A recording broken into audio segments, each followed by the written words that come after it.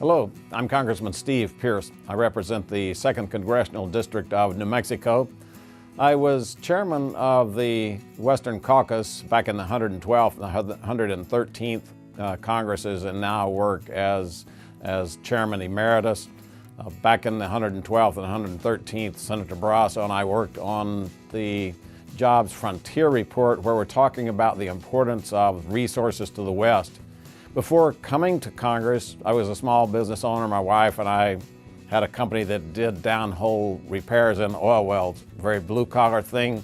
But at that point, we began to see really the damage that our government did to just people out there trying to run businesses and create a different outcome for local communities, create some prosperity and jobs. And so when I ran for Congress, it was because I could see the future dissipating for my children and grandchildren, and I didn't want to see that.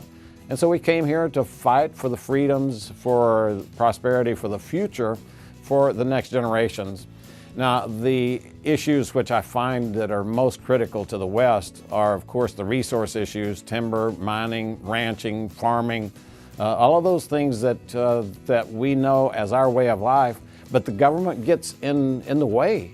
And so I find that more than legislation, the most important thing that I can do is be holding the government back. But every day I find that the middle-class workers out there feel overwhelmed. They know their tax load is too heavy, but they see their freedoms dissipating and disappearing. And especially in the West, we've had thousands of jobs which have been crushed in all of our industries.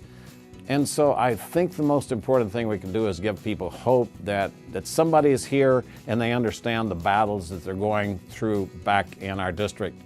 So as we look forward, I think the most important thing for the West is to stand up for the private property rights, to move the government back into its lane. It has a function and it has a valuable function, but many times the bureaucrats in the agencies get way outside of what their rights are. So we're going to continue in my office and in the Western Caucus to stand up for individuals, to protect their right to make a living in these Western areas. So let us make a living the way that we're used to. We provide valuable resources, valuable energy for the rest of the nation, but we can't do it if the government is going to just stamp out our freedoms and our ability to access the land.